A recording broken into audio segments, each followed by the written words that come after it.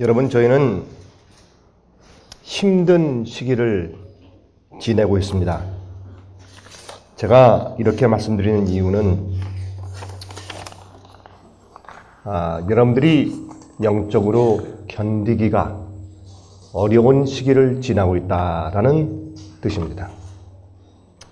그 이유는 온갖 가지의 가르침들이, 많은 종류의 바람들이 불기 때문에 그러합니다. 여러분들이 하나님의 말씀 안에서 온전하게 정착되어 있지 아니하면 흔들려 가기가 아주 쉬운 때에 살고 있습니다. 여러분들이 남들이 이야기하고 가르치는 것에만 의존하면 앞으로 결코 환난을 통과할 수 없을 것입니다. 살아계신 하나님의 인을 받을 자들은 말씀에 의해서 받는 것입니다. 하나님께서 우리 이마에 인을 쳐주시는데 그것은 사실은 어떤 의미에서 말씀에 의해서 쳐주는 것입니다. 하나님의 성품입니다. 주의 계명을 지키는 경험입니다. 마지막에 짐승의 표를 받지 아니하고 우상에게 경배하지 아니하며 홀로 서는 경험입니다. 지금부터 말씀으로 홀로 서서 확신을 가지는 영적인 경험이 없는데 이제 어떻게 그것을 견딜 수가 있겠습니까? 그러므로 참으로 어려운 시기를 우리가 지내고 있습니다. 배도한 시기를 지내고 있습니다. 말씀을 타협한 시기를 우리가 지내고 있습니다. 이러할 때 우리가 꼭 매일매일 받아 먹어야 하는 것이 감추인 만나입니다. 왜 만나인데 감추인 만나를 주님께서 우리에게 주시겠다 그렇게 약속을 하셨느냐 하면 만나가 없는 때이기 때문에 그렇습니다. 아모스서에 있는 말씀처럼 사람들이 하나님 말씀을 얻기 위해서 동분서주하며 헐떡거릴 때 사람들이 기갈해 있는 것입니다. 이것은 양식이 없어서 기갈함도 아니요 하나님의 말씀이 없어서 기갈함이라고 그렇게 성경은 말씀하셨습니다. 지금이 꼭 그러한 때입니다. 책이 없어서 그렇습니까? 아닙니다. 성경 말씀이 없어서 그렇습니까? 아닙니다. 설교자가 없어서 그렇습니까? 아닙니다. 그것은 더욱더 아닙니다. 왜 그렇습니까? 참 하나님께서 내리워 주시는 만나가 없어서 그렇습니다. 그러므로 여러분들 조심하셔야 합니다. 조심하셔야 합니다. 어떻게 예배드리는가, 어떻게 기도하는가, 그것도 말씀대로 하셔야 합니다. 얼마나 비슷한 것들이 많이 있는지 몰라요. 얼마나 흡사한 모조품들이 많이 있는지 저는 어떤 데 제가 깜짝 놀랍니다. 사람들이, 주의 백성들이 이것을 알아볼 수 있을까? 이것을 구분하고 구별할 줄 알겠는가? 그것 때문에 제 마음에 부담이 생길 때가 한두 번이 아닙니다. 여러분들은 정말 조심하셔야 합니다. 그리고 말씀대로 사셔야 합니다. 여러분, 요한계시록 2장 17절 가운데 있는 말씀을 제가 좀 읽어보도록 하겠습니다. 요한계시록 2장 17절입니다. 귀 있는 자는 성령이 교회들에게 하시는 말씀을 들을지어다. 성령이 교회들에게 하시는 말씀을 들을지어다. 여러분, 성령께서 말씀하시는 것과 속삭이는 다른 영이 여러분 귀에 속삭이는 것과의 차이를 이해해야 합니다. 구분할 줄을 알아야 합니다. 그것은 여러분들이 매일매일 성령의 가르침을 받는 경험을 하고 있어야 그것이 구분이 됩니다. 여러분들이시여, 정말로 이 일은 중요합니다. 사람이 완전하게 되어야 된다. 하늘에 계신 내 아버지의 온전함처럼 온전하라. 그러면 이렇게 얘기해요. 하나님은 사랑이 아니시냐? 사랑의 마음을 품으라. 성령의 감동으로 마음이 뜨거워지고 사랑이 넘치고 남을 사랑하게 되고 이것이 하나님의 완전이고 그렇게 하는 것이 온전함을 이루는 것이다. 이렇게 설명해요. 맞는 거겠죠? 예? 너무 듣기 좋은 얘기죠? 그것을 잘 이렇게 써보세요. 또 감동적이에요, 또. 사랑을 얘기하는데 누가 감동을 안 받겠느냐고. 예? 하나님은 사랑이시다 얘기하는데 누가 마음 가운데 믿는 자가 감동적인 느낌을 느끼지 않겠습니까? 우린 그런 시대에 살고 있습니다. 여러분, 하나님께서 우리에게 온전하라고 하실 때 그것만 말씀하신 것입니까? 그거는 믿는 자들은 누구나 다 하는 얘기입니다. 그거는 불교에서도 하는 얘기입니다. 여러분, 에녹은 온전함을 이루었을 때 어떤 황홀경에서 지내면서 마음의 뜨거움과 그다음에 하나님을 사랑하는 그 사랑과 이웃을 사랑하는 사랑이 꽉 차서 여기 사랑이 있다. 그런 생애를 살면서 하나님과 동행한 것이 아닙니다. 그는 매일의 생애에서 하나님과 동행하였는데 그는 매일매일 들어오는 시험과 유혹과 그의 생애 의무에 대한 도전에 대해서 하나님의 능력을 받고 승리하며 아버지의 뜻대로만 살고 그분의 계명을 지키는 삶을 살았습니다. 왜 하나님께서 우리에게 계명을 지키라고 말씀하시는가? 하나님의 계명은 하나님의 성품의 사본인데 우리가 간단하게 사랑이다 그렇게 말하지만은 하나님의 계명이라고 하는 것은 우리가 받고 태어난 우리의 죄의 본성을 거스르는 것입니다.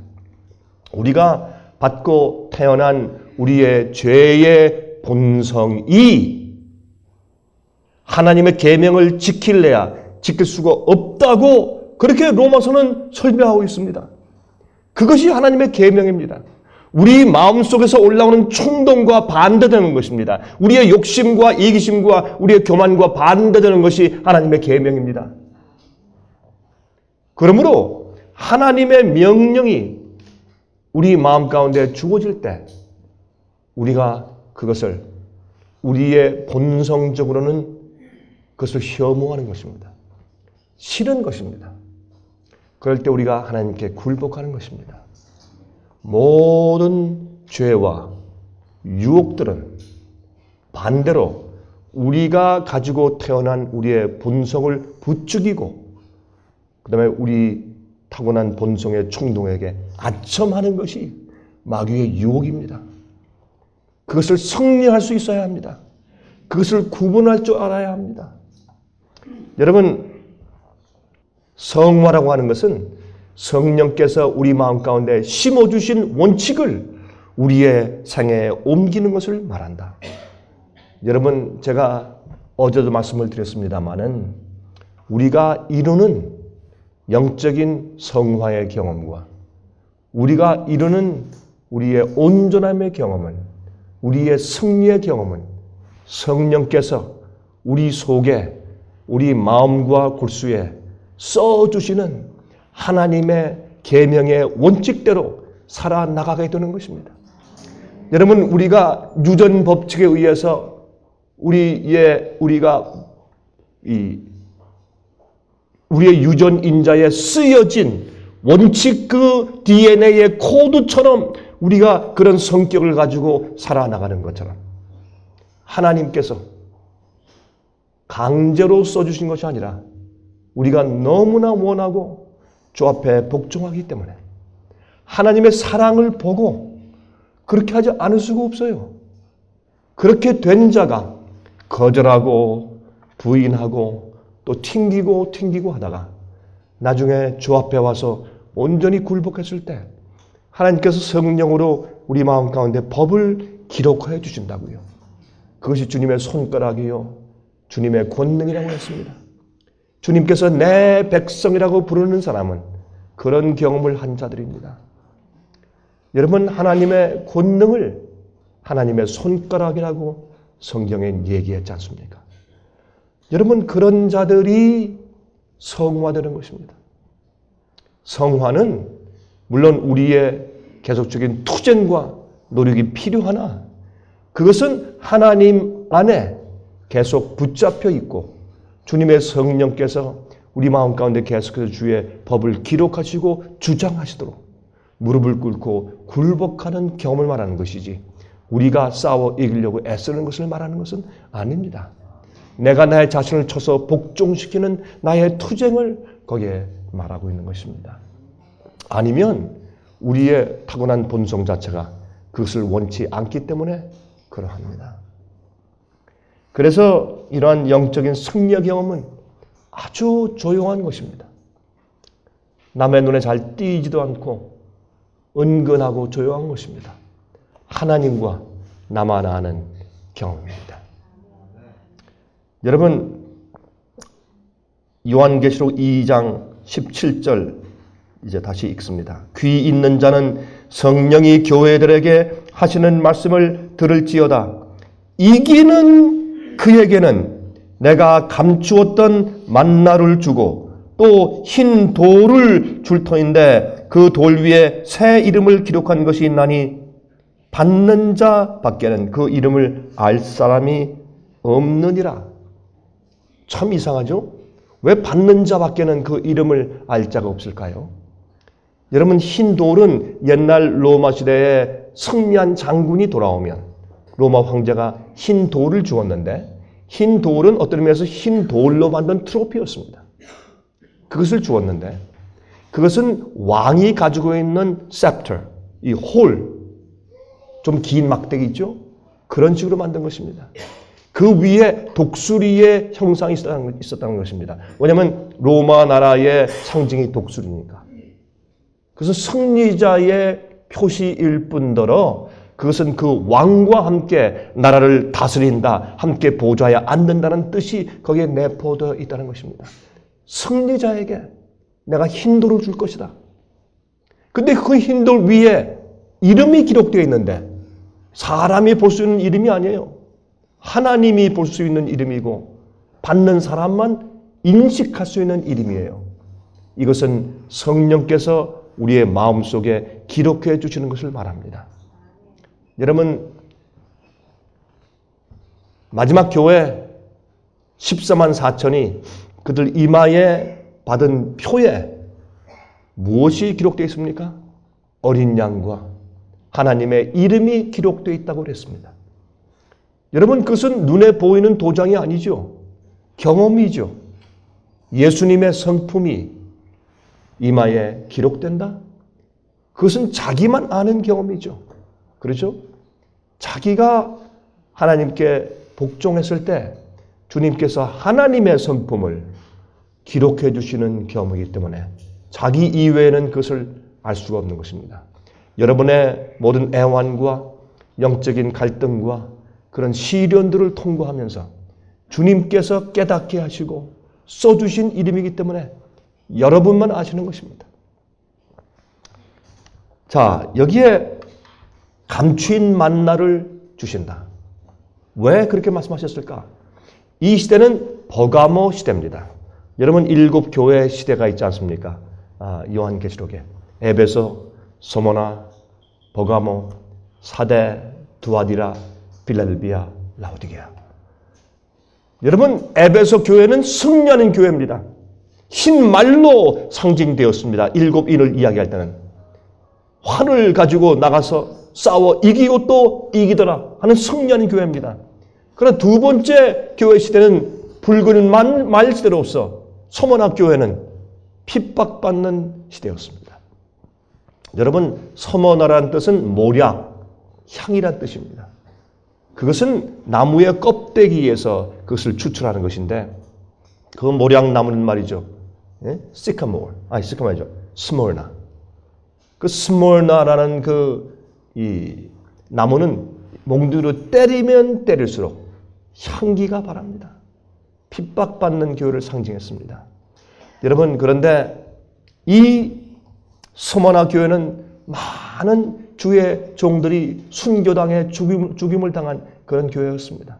세 번째 교회가 바로 지금 우리가 말하는 이 버가모 교회입니다.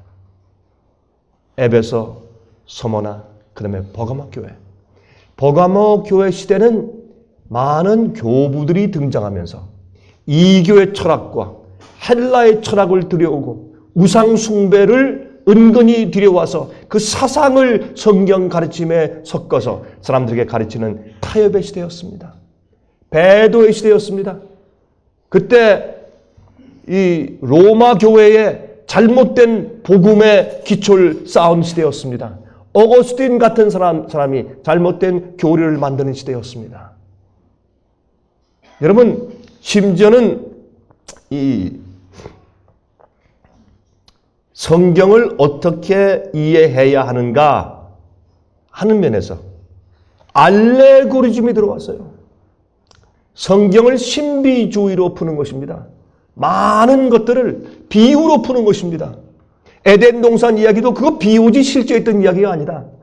또 중요한 것이 무엇인 줄 아십니까? 예수님의 인성 문제를 다루었습니다. 예수님은 온전히 인간이 될 수가 없다는 것입니다. 그런 가르침이 깊이 들어왔습니다. 하나님의 의가 타협되는 그런 시기였습니다. 복음이 완전히 다른 복음으로 바꿔치기 당하는 시대였습니다. 여러분 아십니까? 지금 우리가 살고 있는 이 시대는 버가모 시대와 같습니다. 진리가 타협되고 교리가 뒤바꿈 되었으며 많은 사람이 무엇이 참 진리며 무엇이 참 하나님 말씀인지를 또 무엇이 거짓인지를 구분하기가 어려운 시대에 살고 있습니다. 여러분, 이런 일들이 오랜 시간 동안 반복되었기 때문에 사람들이 그런 식으로 10년, 20년, 30년, 40년, 50년 아니 자기가 교회 다니는 그때부터 계속해서 그런 얘기를 들어왔다면 그런 책을 읽어왔다면 여러분이시여 사람들은 구분하기가 어려운 것입니다. 하루아침에 갑자기 오류가 들어오면 구분하기가 쉽죠. 그러나 지금은 그렇지가 않은 것입니다. 우리가 사는 생애가 7, 80, 또 90년 살기 때문에 이 교회의 배도는 100 몇십 년이 훌쩍 지나버렸기 때문에 오늘날 이 시대의 배도는 서서히 자리를 잡기 시작했기 때문에 사람들은 알아볼 수가 없는 것입니다.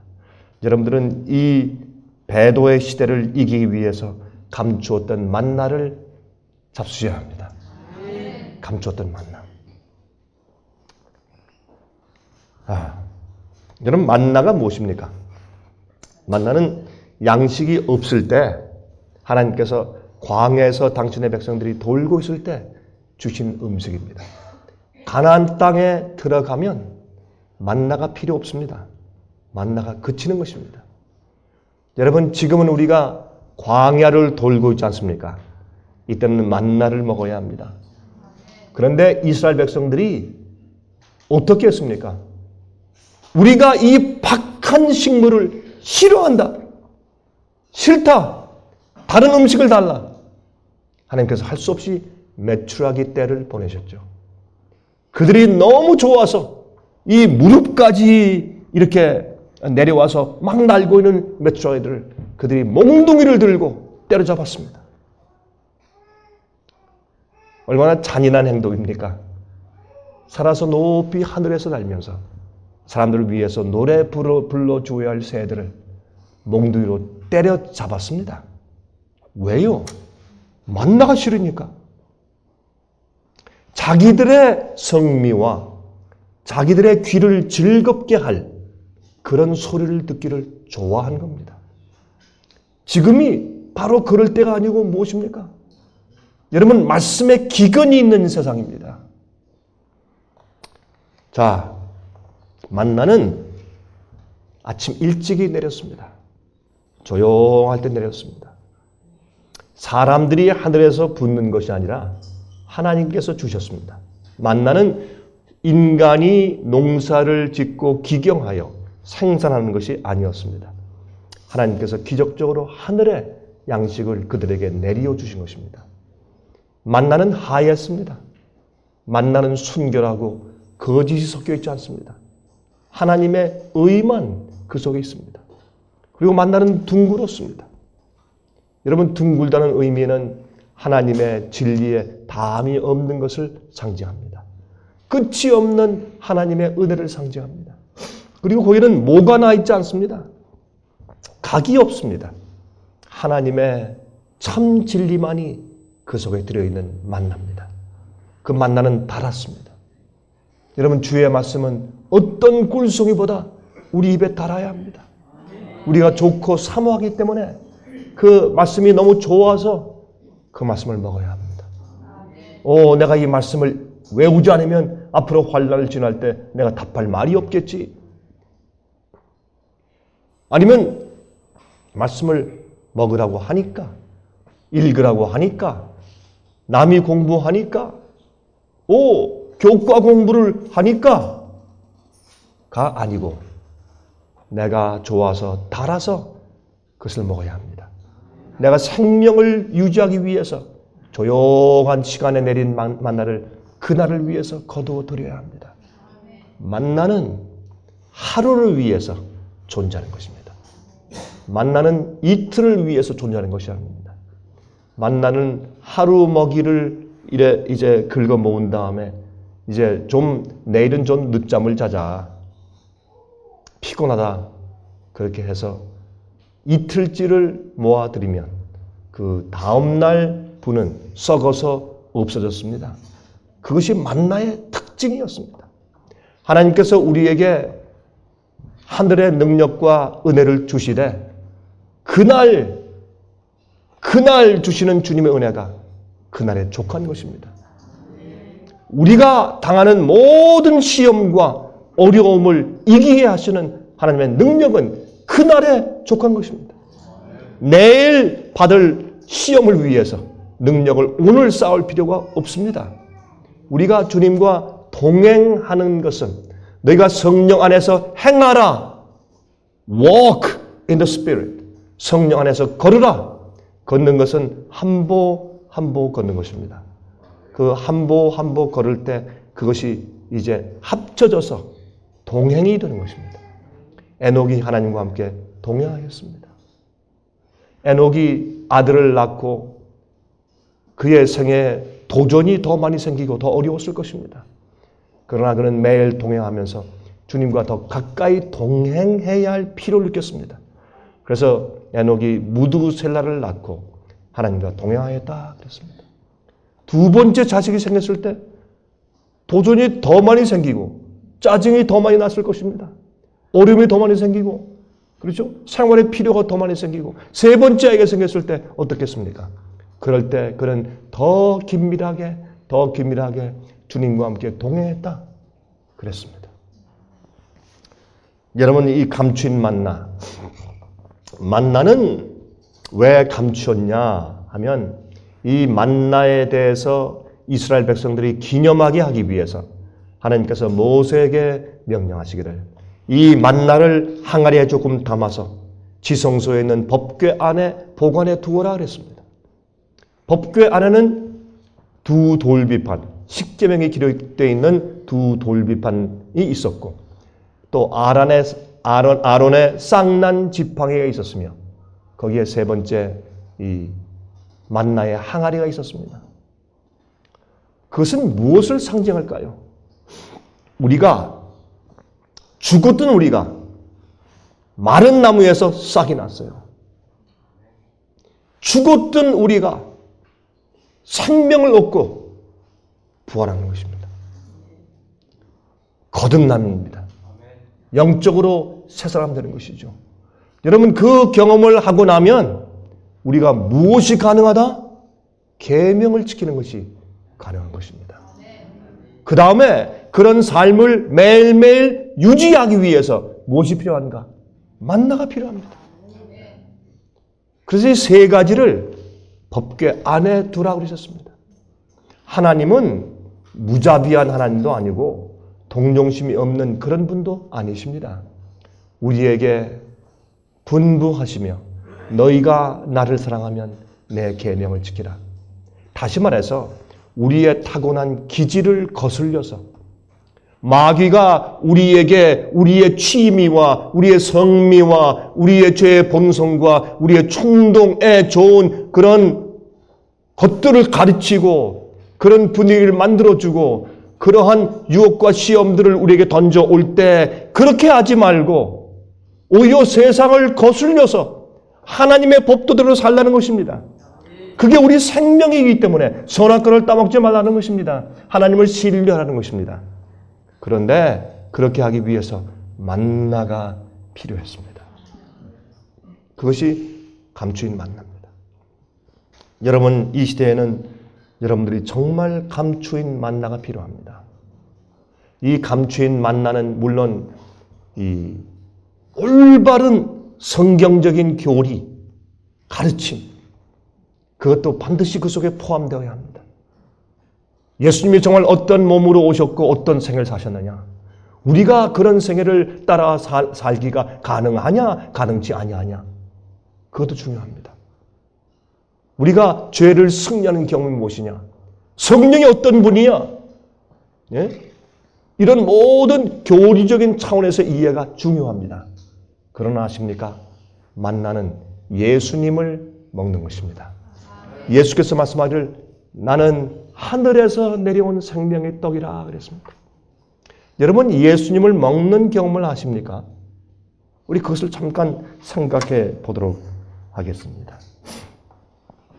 여러분, 여기에 이 말씀을 조금 읽어보고요. 요한계시록 2장 12절부터 15절까지 있는 말씀을 좀 읽어보겠습니다. 버가모 교회 사자에게 편지하기를 좌우에 날선 검을 가진 이가 가라사대. 왜 검을 가지셨습니까? 하나님께서 이 교회를 잘라서 치고 심판하셔야 합니다. 쪼개내셔야 합니다. 내가 어디 사는 것을 내가 아노니 거기는 사탄의 위가 있는 데라. 너희 속에 성령이 없다. 너희가 하나님의 보좌가 있는 곳에 산다고 어림도 없다. 말도 하지 말아라.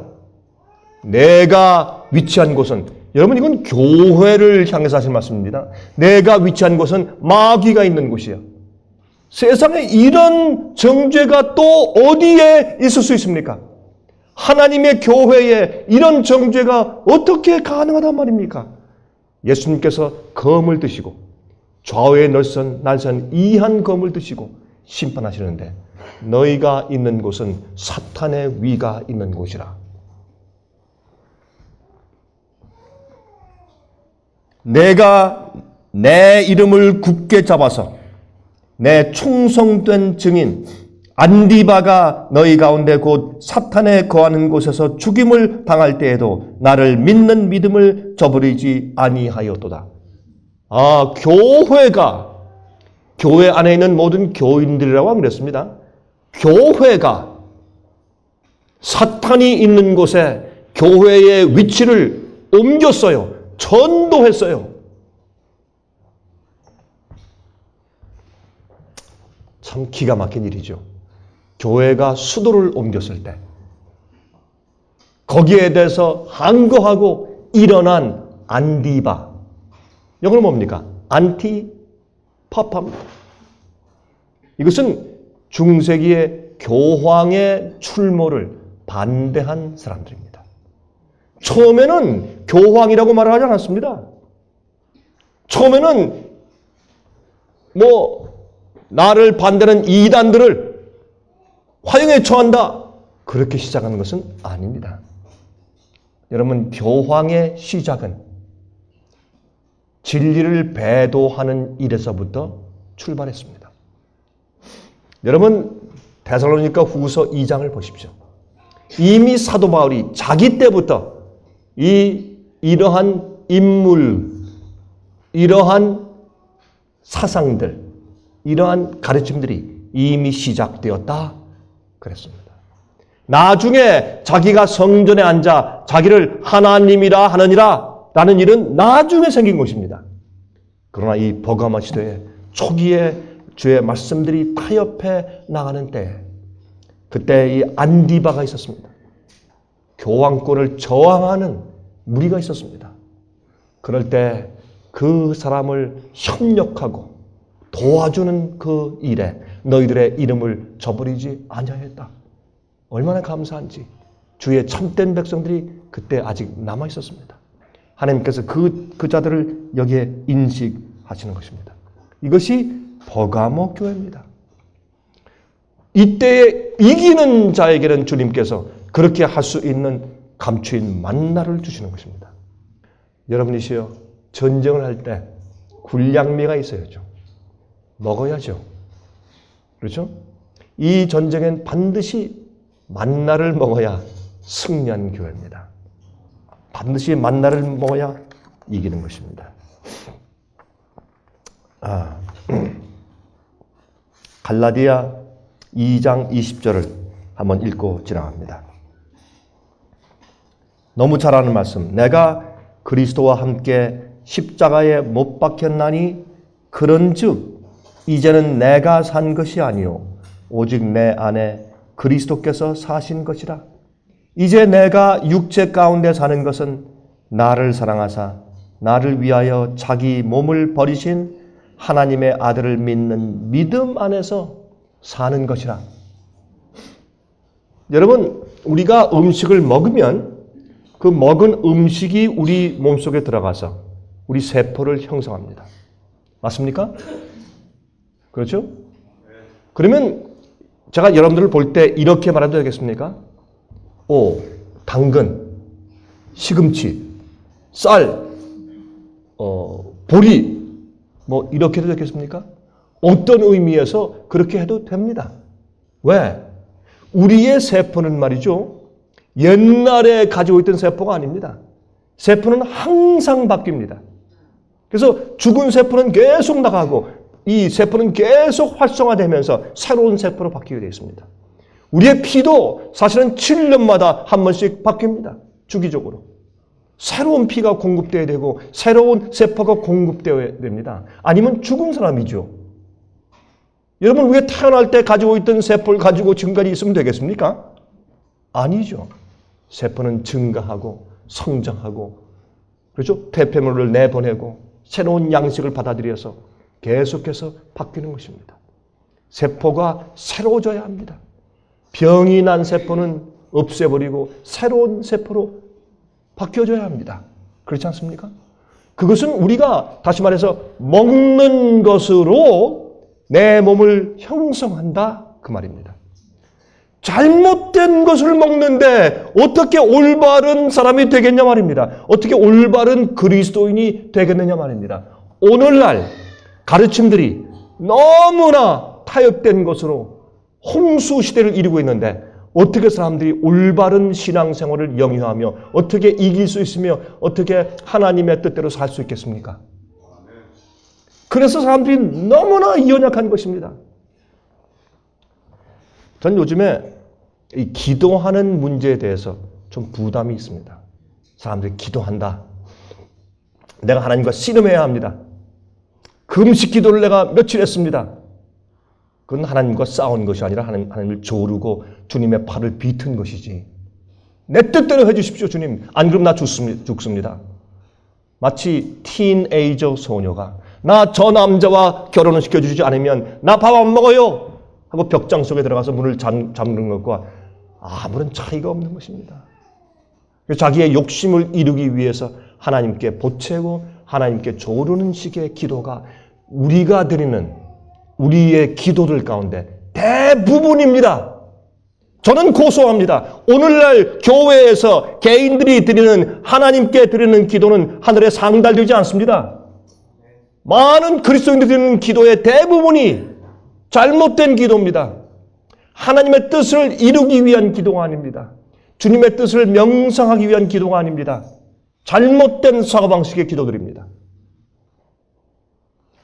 오늘날 이 기독교 서점에 넘쳐 흘러나는 책들 가운데 한 가지가 기도에 대한 것입니다. 그 제목이 또 뭔지 아세요? 응답받는 기도. 좋지.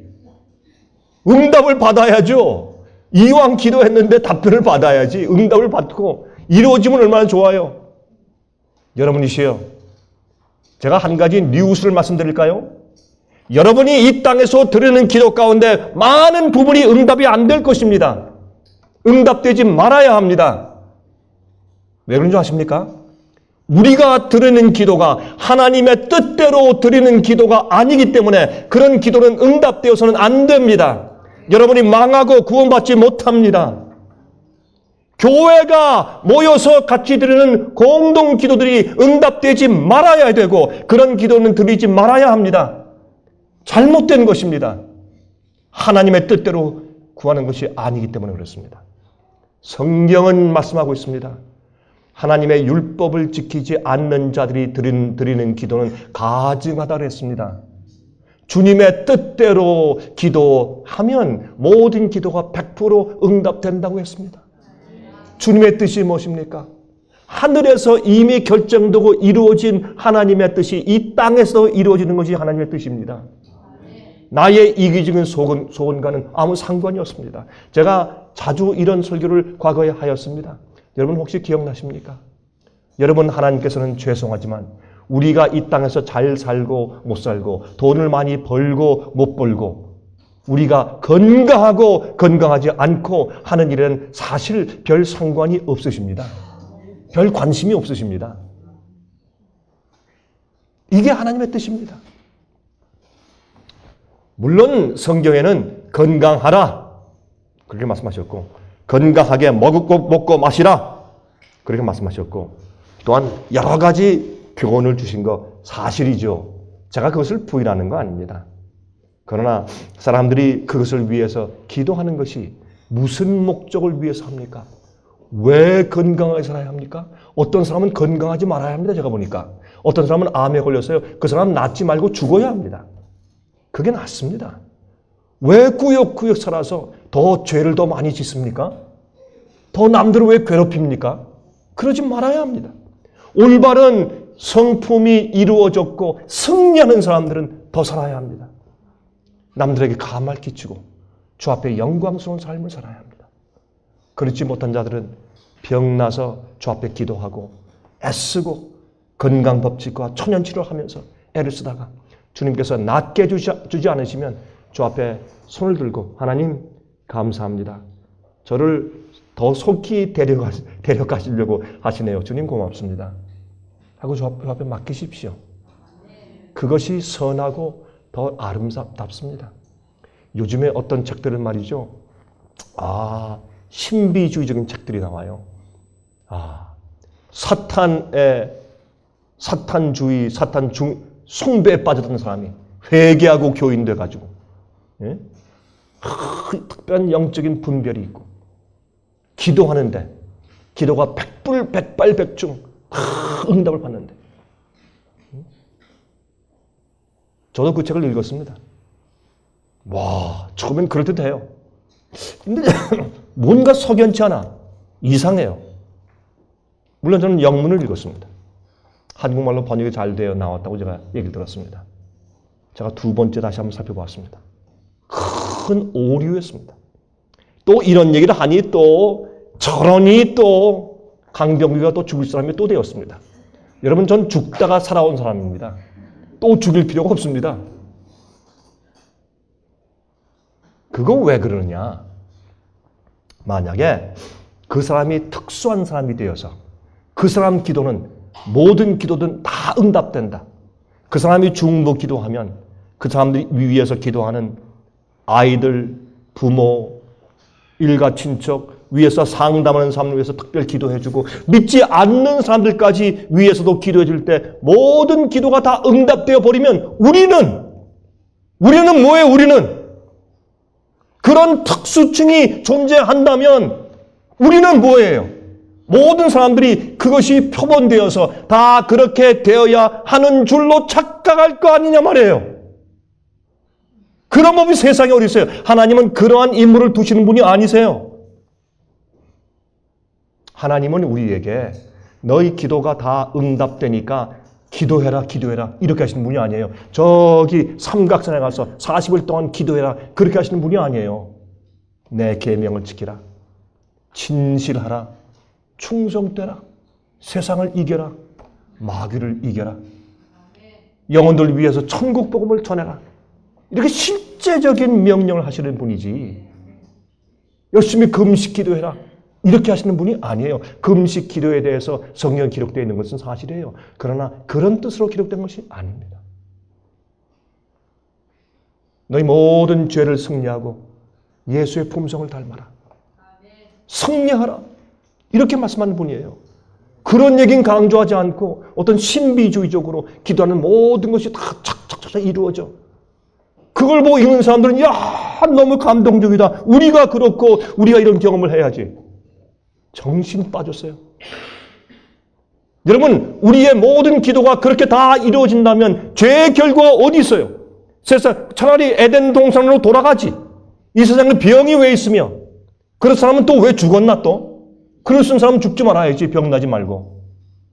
이게 말도 안 되는 그런 사람들이 신앙이 있고 모든 기도가 응답된 그런 추앙받는 인물로 받들고 그것도 분별할 수 있는 영적인 눈도 없어요.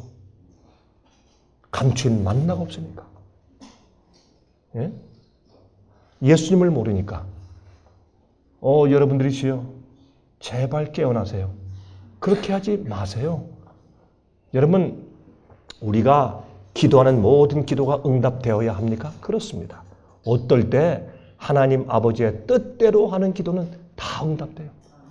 저는 하나님의 사업을 하고 주님의 뜻대로 마지막 백성들을 모으는 그 일을 하는 데 있어서 우리가 실패도 하고 어떤 때는 힘이 없기도 하지만은 그러나 주님의 뜻대로 기도하고 행해나갈 때 응답되지 않은 기도가 없었던 것을 저는 기억해요.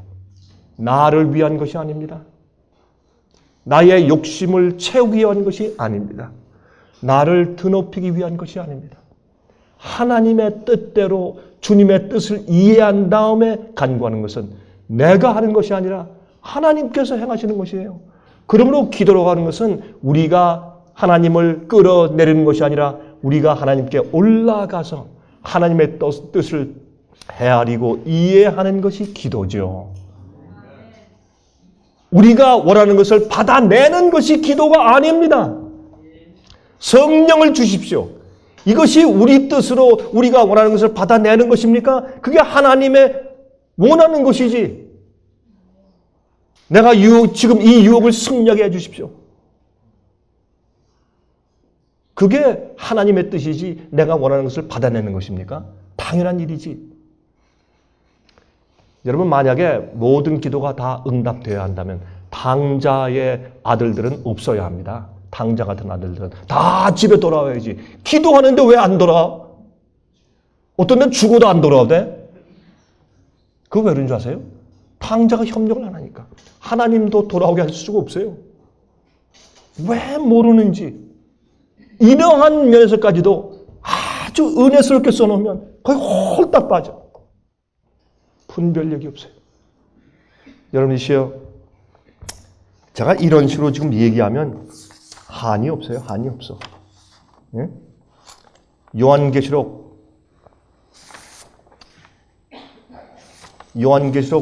15장 2절 3절. 요한계시록 15장 2절 3절. 또 이 한 절을 더 읽고 지나가야 되는데 안 읽었네요. 아까 읽은 요한계시록 2장 15절을 안 읽었어요. 이와 같이 내게도 니골라당의 교훈을 지키는 자들이 있도다. 여러분, 니골라당은 그 당시에 영지주의입니다. 지금 시간이 많이 지났으니까 제가 영지주의는 설명하지 않죠. 여러분, 영지주의는 우리 현대말로 말해서 신신학입니다. 복음을 바꾸는 것입니다. 성경의 진리를 바꾸는 것입니다. 여러분, 두아디라 교회에 말씀하기를 이기는 자들에겐 내가 흰 돌을 줄 텐데 그 돌 위엔 새 이름이 기록되어 있다. 받는 자들만 안다. 그 자들에겐 내가 감추었던 만날 주겠다. 그랬단 말입니다. 근데 그 시대는 어떤 시대인가? 니골라 당이 판을 치던 시대입니다. 신신학의 가르침이 판을 치던 시대입니다. 지금이 꼭 그러합니다. 여러분 요한계시록 15장 2절 3절 보세요.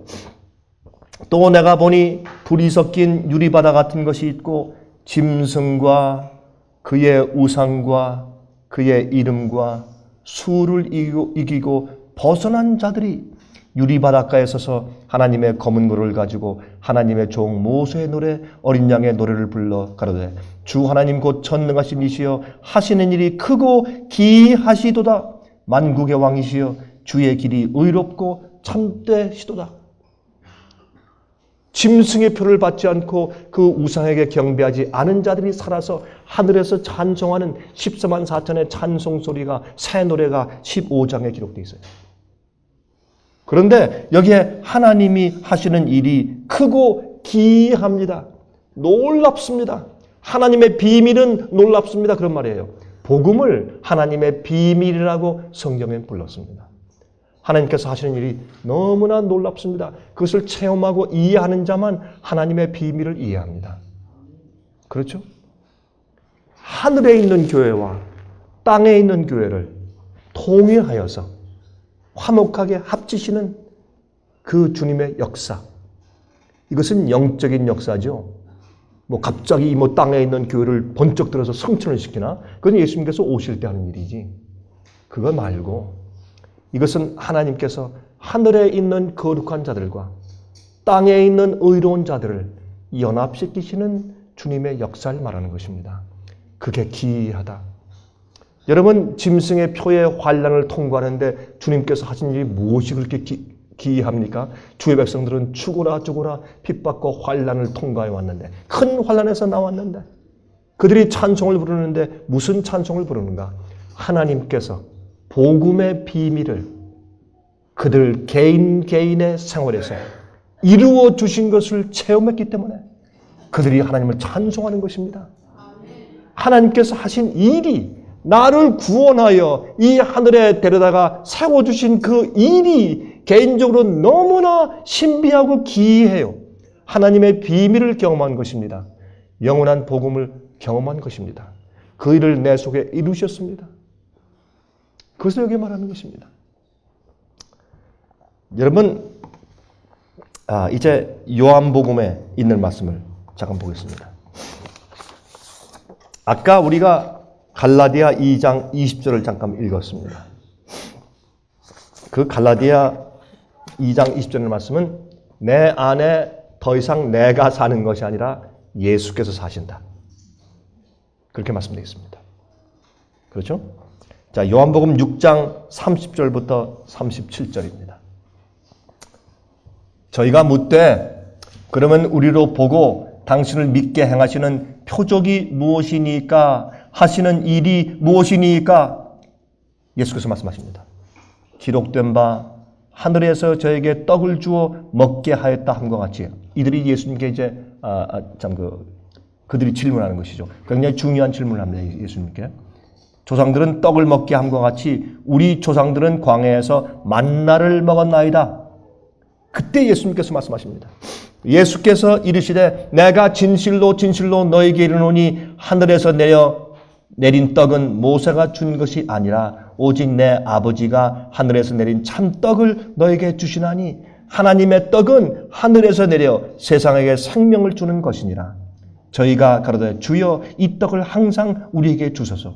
예수께서 가라사대 내가 곧 생명의 떡이요 내게 오는 자는 결코 줄이지 아니할 터이요 나를 믿는 자는 영원히 목마르지 아니하리라.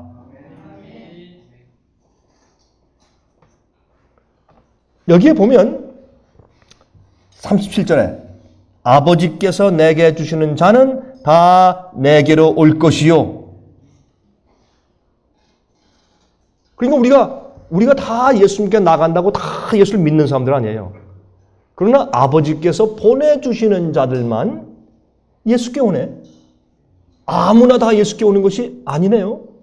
예수님께서 내게로 오는 자는 내가 아무도 내어 쫓지 않겠다고 약속하셨는데 흔히들 말하기를 하나님의 아들과 딸이 되면 영원히 하나님의 아들과 딸이라고 말하는데 처음부터 하나님의 아들과 딸이 되지 않았는데도 하나님의 아들과 딸이라고 주장해요. 예수님께서 내가 하늘에서 내려온 생명의 떡이다. 만나는 하늘에서 내린 자연적인 비가 아니라 아버지께서 그들을 위해서 내리셨다 그랬어요. 그 만나는 예수님을 상징하는 것이었습니다. 그 모양이 예수님이었습니다. 맛도 빛깔도 생김새도 예수님을 상징하는 것이었습니다. 만나의 뜻이 무엇입니까? 만나의 뜻. 만나, 우리가 만나 하지만 원래 히브리 말로 만나가 무슨 뜻이에요? 이게 무엇이냐? What is this? 이게 뭐야? 그게 만나예요. 그렇게 나와서 만나? 그랬어요. 그래서 만나라고 부른 거예요. 여러분, 예수님께서 하늘에서 내려오셔서 베들레헴의 말구 위에 누우셨을 때 사람들이 물었습니다. 이 아이가 누구야? 만나! 그래서 예수님이 하늘에서 내려온 만나였어요. 사람들이 알아보지 못했어요. 그들은 먹고 살아야 되기 때문에 주님께서 보이게 만나를 내리셨으나 예수님은 어떤 의미에서 보이지 않는 생명의 떡이에요. 우리가 그것을 취해서 먹어보지 아니한 자는 도무지 알 수 없는 감추인 만나입니다. 이 만나는 마른 막대기가 꽃을 핀 사람만, 진실로 거듭나 새로운 피조물 된 자만 먹을 수 있는 만나입니다. 주님의 계명을 지키고 이 죄악 세상에서 자기의 본성의 충동대로 살아보다가 지긋지긋해서 이제 하나님 나를 구원해 주십시오. 나를 이 내 육신과 세상의 정욕에서 나를 구속하여 주십시오. 하나님께서는 창조주이기 때문에 주님께서 우리를 구원해 주시면 새로 만들어 버리시지 뜯어 고쳐 주시는 분이 아니거든요. 그래서 이 정말 주의 계명을 지키기 위해서 주 앞에 간구하는 자들에게만 주어지는 것이 감추인 만나입니다. 여러분, 계명을 지키려고 한다. 야, 율법주의지. 꼬장꼬장하고 뭘 지켜서 구원받으려고 하고. 예? 하나님은 사랑이시니까 사랑을 받고 성령의 은혜를 받고 와, 감동적이다. 그런 감동을 전하기 위한 예배를 드리고 기도하고 금식기도 하면 되는 것이지. 무슨 계명을 지키려고 해. 이것이 혼돈에 빠진 사람들입니다. 이것이 버가모 교회입니다. 왜 계명을 강조하는가? 계명을 왜 사모하는가? 여러분, 성경 시편 119편에 그렇게 바울은 구구절절히 계명을 사모했습니까? 그는 구구절절히 나는 주의 계명을 사랑한다고 했고 나는 이 꿀송이보다 더 달다고 했으며 내가 나를 죄에서 지키기 위해서 내가 주의 계명을 내 마음에 두었나이다 라고 소리지르며 그렇게 계명을 그렇게 긴 장에 기록하였는가?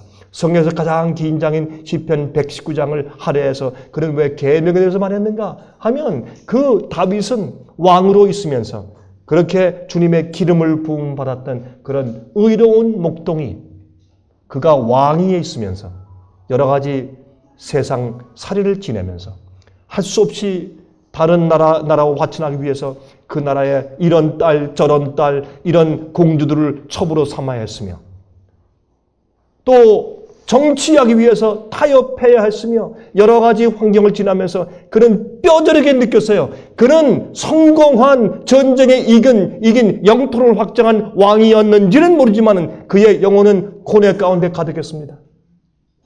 밧세바를 취하고 그의 충성스러운 남편 우리아를 죽였습니다.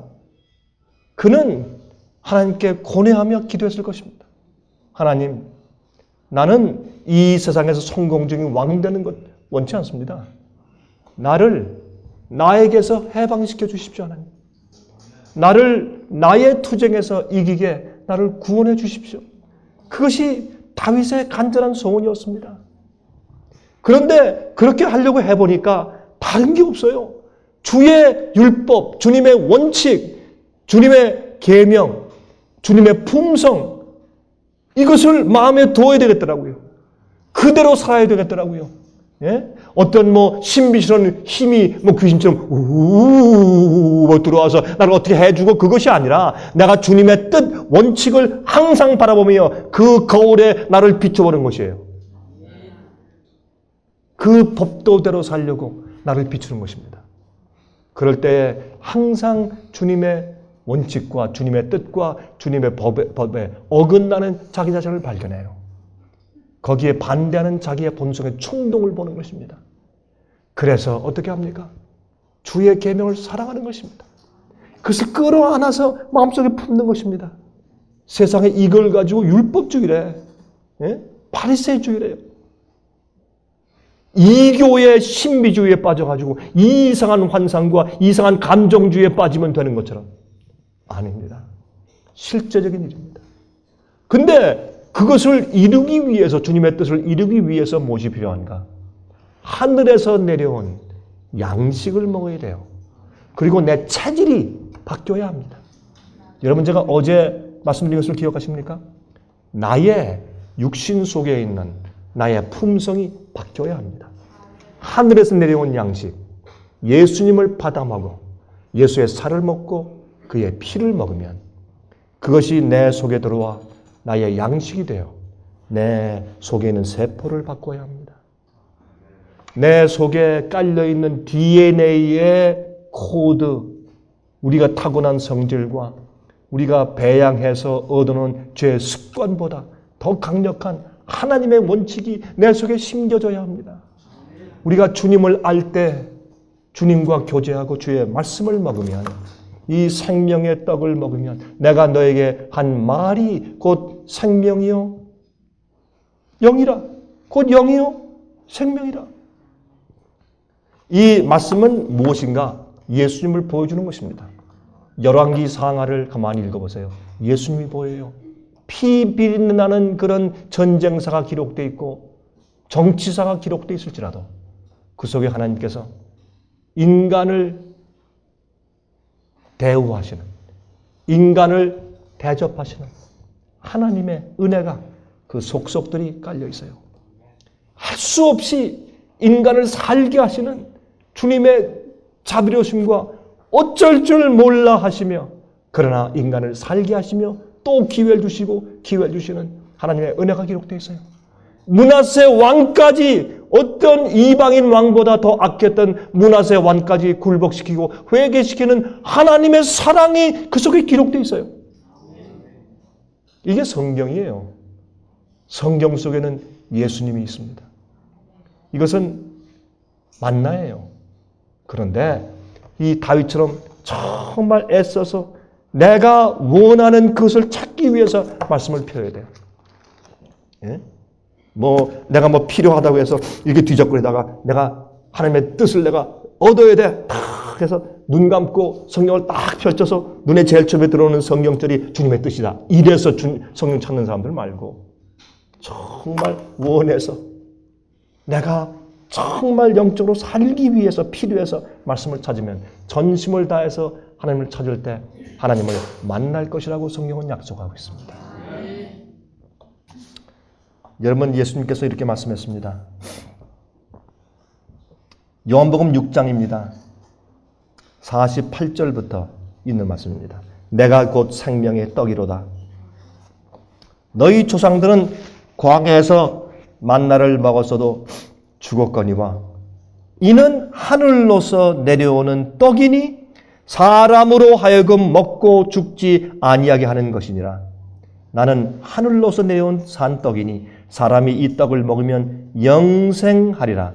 나의 줄 떡은 곧 세상의 생명을 위한 내 살이로다 하시니라.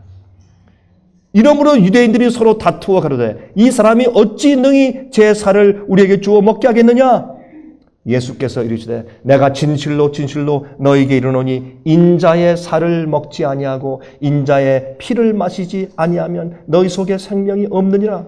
내 살을 먹고 내 피를 마시는 자는 영생을 가졌고 마지막 날에 내가 그를 다시 살리리니 내 살은 참된 양식이요 내 피는 참된 음료로다. 내 살을 먹고 내 피를 마시는 자는 내 안에 거하고 나도 그 안에 거하나니. 갈라디아 2장 20절이 이 말씀이네요. 더 이상 내가 살 때 내가 아니라 내 속에 거하시는 예수 그리스도시냐? 살아계신 아버지께서 나를 보내시며 내가 아버지로 인하여 사는 것 같이 나를 먹는 그 사람도 나를 인하여 살리라. 한 번은 말이죠.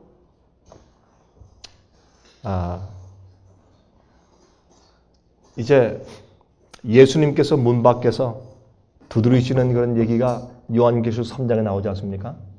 그래서 선생님이 그 얘기를 쭉 해주시면서 예수님께서 문 밖에서 두드리시는데 사람들이 문을 열어주지 않는다. 그렇게 하니까 한 아이가 그 얘기를 듣더니 이렇게 얘기를 하더랍니다. 그 집사람들이 지하실에 있는 모양이네요. 그 아이의 대답이 옳았습니다. 사람들은 자기가 받고 태어난 깔려있는 자기의 욕심, 정욕, 이기심, 자기가 원하는 것, 자기 육체가 소리지르는 충동에 의해서 살아가고 그것을 이루기 위해 살아갑니다. 많은 믿는 자들도 마찬가지입니다. 정말 그것보다 더 중요한 것이 무엇인지 모릅니다. 조그만 빚을 져보세요. 빚을 먼저 갚아야 그 다음에 영적인 것이 눈에 보이죠. 그렇죠? 또 다른 얘기를 예를 많이 들 게 참 많이 있지만 제가 여러분들이 좀 가슴이 아플까 봐 그만 얘기하죠. 우리는 당장 발등에 떨어진 불을 꺼야 그 다음에 주님이 필요해요. 실제로 그래요. 눈앞에 놓여있는 도전들과 어려움들이 주님을 필요해서 감추인 만나를 먹어야 할 필요를 묵살해버려요. 참 우리는 연약하고 불쌍한 존재들이에요. 우린 정말 예수님이 필요해요. 주님께서 알아서 해주시는데 그게 안 된다고 난리를 하고 때를 쓰고 말이죠. 눈물 흘리고 금식 기도하고 그게 이루어지지 않을 때 다른 데는 관심이 없어요. 왜 그래요? 포기하세요. 체념하세요. 우린 곧 다 죽어요. 그러면 아무도 없는 것과 마찬가지예요. 조금 있으면 예수님 오세요. 조금 있으면요. 모든 것들이 다 쓸데없는 것이 돼요. 그때 우리가 하나님께 기도를 많이 했어도 그때 가서는 쓸데없는 일에 내가 시간 다 보냈네 그렇게 느끼게 될 것이에요. 우리가 정말 기도해야 할 것을 우리가 기도해야 합니다. 우리가 꼭 해야 할 것을 하고 먹어야 할 것을 먼저 먹어야 합니다. 그럴 때 주님께서 너희가 이방인들처럼 중언부언하지 말라. 여러분 여기 오시기 전까지 얼마나 중언부언 많이 하셨습니까?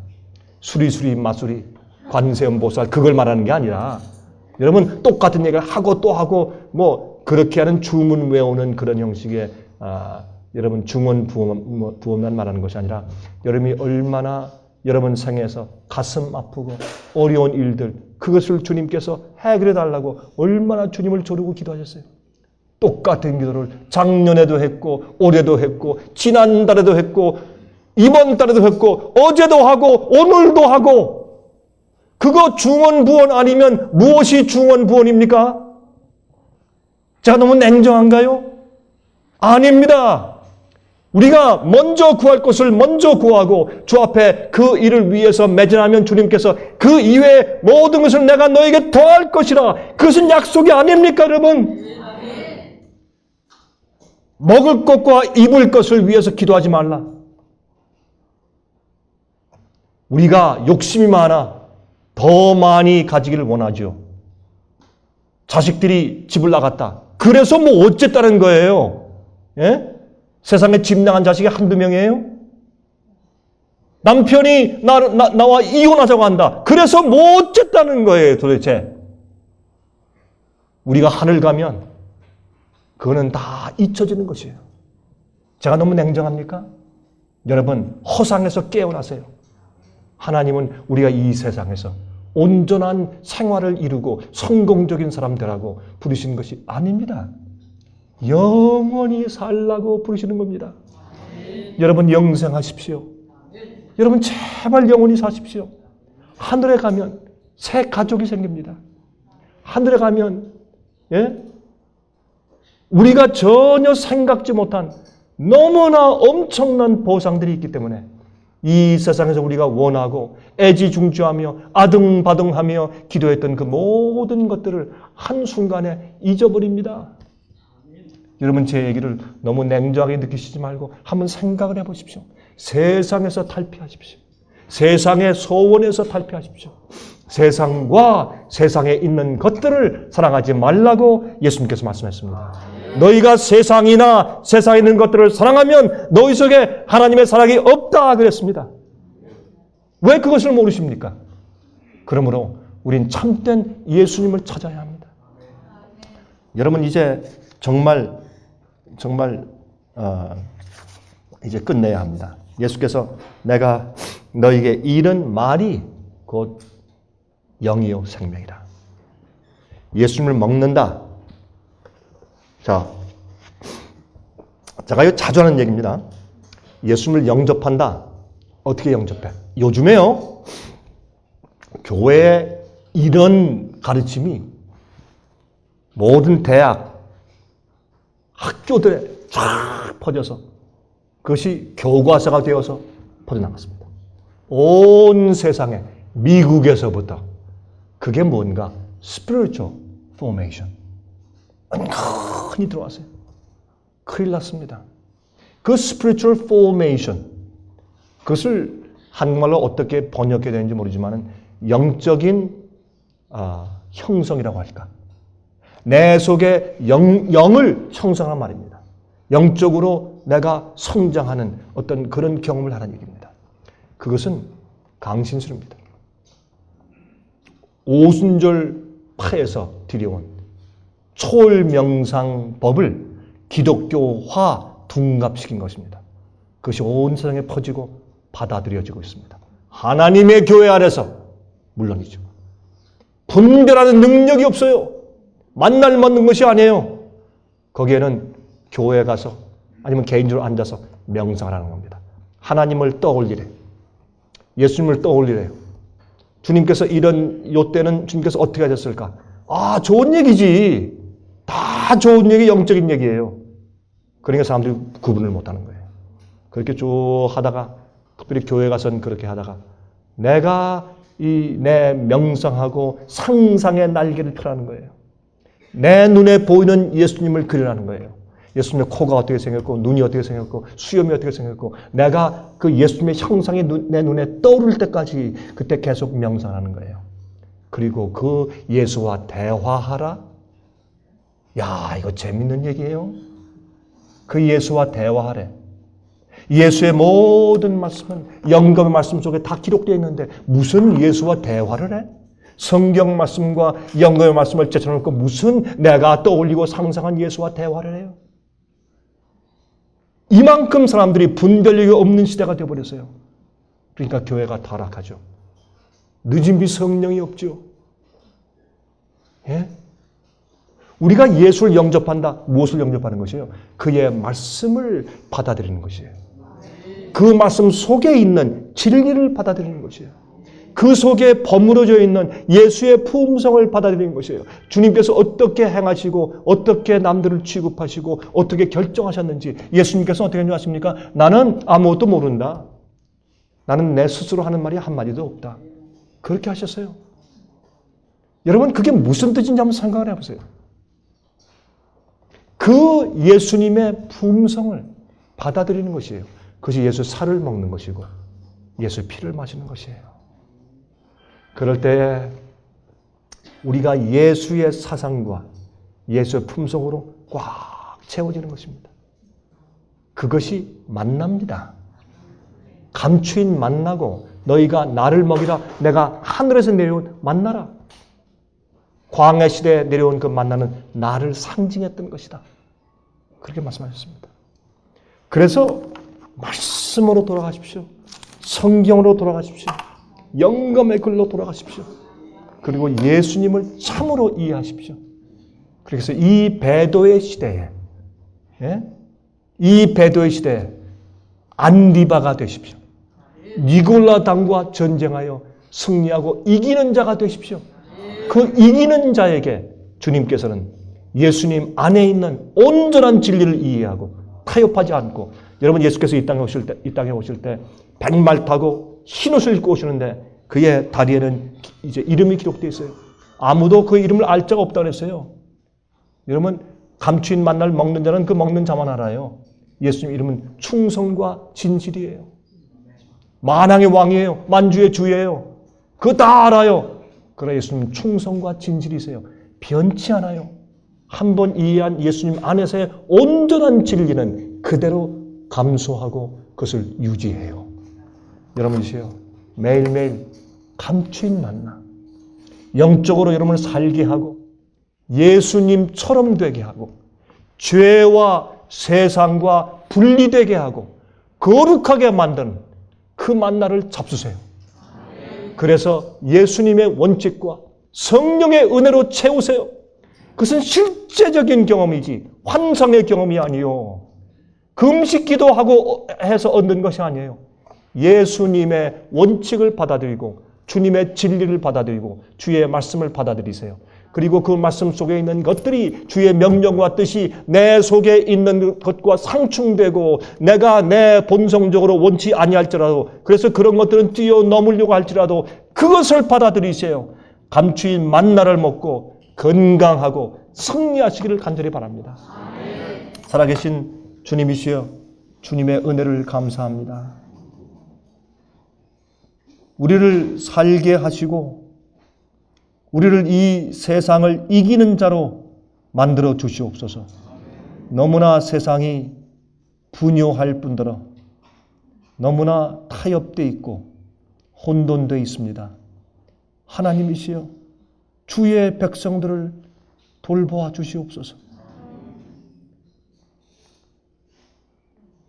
주님의 살을 먹고 주님의 피를 마시는 것이 정말 무엇인지를 알게 해 주시옵소서. 이것은 지극히 개인적인 경험이라 먹는 자 이외에는 아는 자가 없다고 했습니다. 그 새 이름을 받는 자 이외에는 알 자가 없다고 하셨습니다. 주님이시여, 저희를 도와주셔서, 정말로 도와주셔서 끝까지 이기는 자 되게 해 주시옵소서. 예수 그리스도 이름으로 간절하게 기도합니다.